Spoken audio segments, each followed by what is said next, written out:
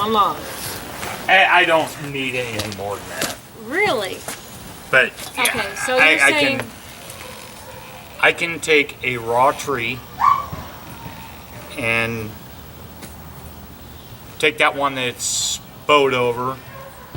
If you needed a 2x4, we could cut half of it off, whatever length you need, and I could make you a 2x4 out of that tree with my chainsaws. So the value of that is if somebody had a certain type of tree that they wanted it. Yeah, like walnut, cedar, cherry.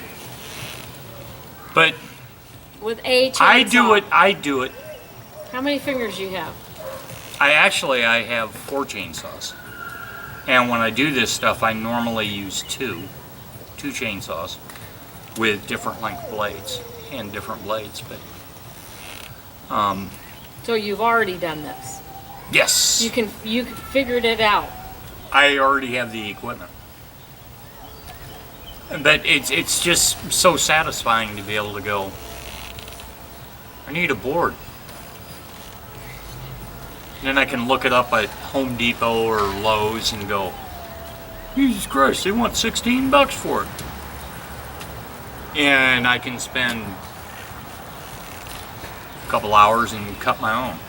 I mean, think about it. And that's like me. I mean, I'm not a real good dishwasher. That's why I have a dishwasher.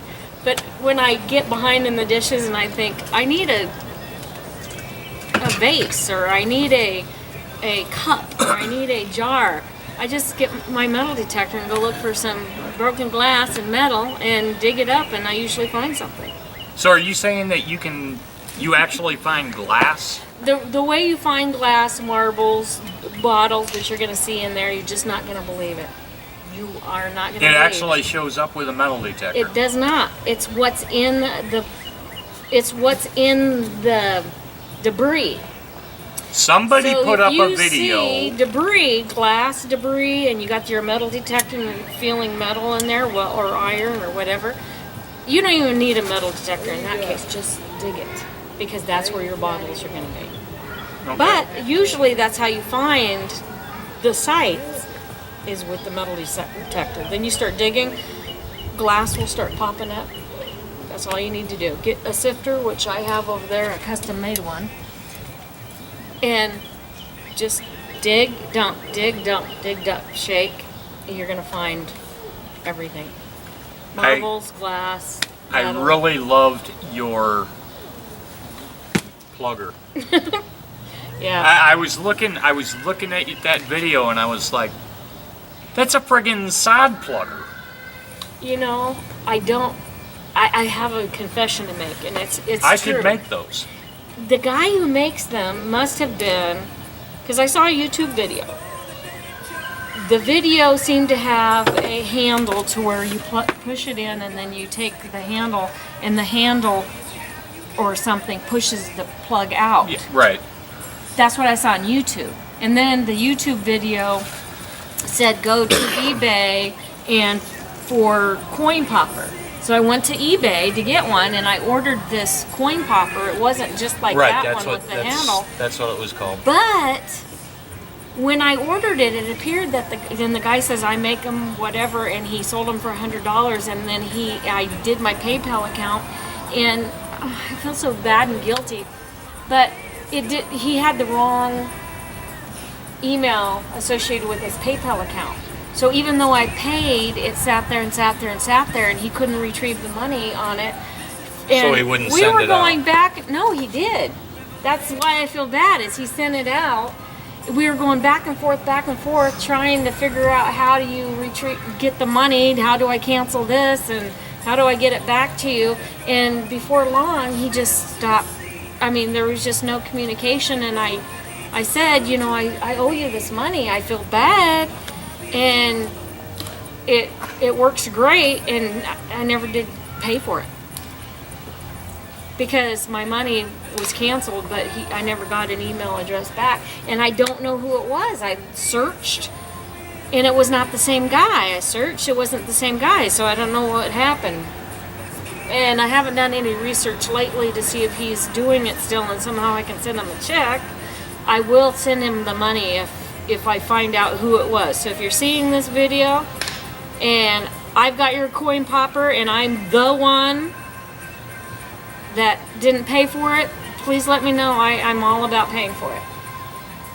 But That's cool. one of the things that they did say about coin poppers, and you know, there's pros and cons, is that they say that if you do a plug, you do it in a half circle like a C, not the whole circle, because then some of those grass roots will still be attached, so when you flip it over, it's still got the roots on this side, the other part of the That's C. the other thing I want you to demonstrate with your metal detector is how do you narrow it down to be able to use the coin pop. Right, exactly. And it does come with experience. They say that if you're going to do metal detecting, that you should spend the first 100 hours on all metal mode, to where you're digging everything and you're hearing the sounds, you're getting used to them, you're digging it up and say, okay, well, next time I hear that sound, I might not dig that, or I was a little too far to the right, a little too far to the left, and you're going by sound, and you're going by and most machines nowadays have a pinpointing option to where you push a button and then it changes to a different mode and It narrows the beam, it down probably. for you.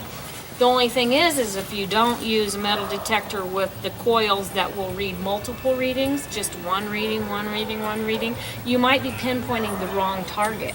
And so now you're going to get a nail and your coin was over here. But if you use like a double D coil, you are reading multiple and you can hear it, and then once you slow it down, then you can get right on top of it, and it is directly under it, and will tell you how deep and what the potential That's target it is. That's Don't the thing. buy anything that doesn't tell you depth, and don't buy anything that doesn't give you a measurement like in a number form, because the higher the measurement, the higher conductivity, like the silver. The golds are really, really low in conductivity. So you pass up a lot of gold, but you always get the silvers because they're so high, like 80s and 90s. Is that the density of the metal then? Yep, and So what does lead show up as? lead is kind of like a bunk 74, and you do want to get those because that's where your Civil War sites are going to have lots of bullets. Okay. And you're going to get used to it. But the thing with metal detectors in trash items is that if it's a trash item like Mayonnaise foils, jar lid from the old. yeah, it will kind of give a high reading, but it will also give like a slur before the reading. It'll kind of be really choppy, and then it'll go bing, and then choppy. This So- is going to be way more than a one-day video. Exactly, because we need to demonstrate the basics of metal detecting on the Garrett AT Pro. AT means all terrain. So if it rains, you're underwater. You can do that. And I did go to Lake Manawa and found a lot of stuff. That's awesome. And for what it's worth, I did find a ring, and I'll show you that. I found foreign coins. A lot of foreign coins. That never surprises me. But it should surprise you because you're not finding the American coins. There's got to be American coins too. I swore That's one a time. good point. I swore one time that I was going to go metal detecting. Maybe they were flicking wishes. Lake Manawa is not that big. If you cannot, this is my question. If you can't use the foreign coin here, why do you have it in your pocket while you're swimming? If you can use the American coin here, you'd have it in your pocket, maybe. I still A have lone coin that you didn't take out. I still have a lot of foreign coins from when I was in the Navy and overseas. But do you carry it swimming at Lake Manawa? No, because I don't consider them But what if you were a lucky foreigner? or something like that. Oh, okay. So they've lost their lucky coins because that's what I'm thinking. Or maybe they didn't realize they were in the little swim pocket, which guys wear. There's always a little key pocket or, well, Condom pocket? Probably not now, but then again, I don't wear Speedos, so. And Speedos don't have those little pockets. Right. Right. Okay, so let me ask you this. Do you know why people lose their rings swimming so often? Slips off. Because why? Why would it slip off? You can't slip it off when you're in a bar and you see a good-looking girl and you're married. You just can't get it off your hand that easy. But why? I know, but I don't wear them, so. The reason why is because when you're in water, the cold of the water It shrinks the finger, but not the metal. Finger.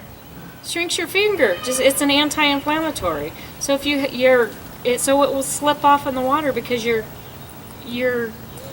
cold is a natural anti-inflammatory remedy. And that's talking about different shrink rates between, say, your finger and the metal. That's I right. got you.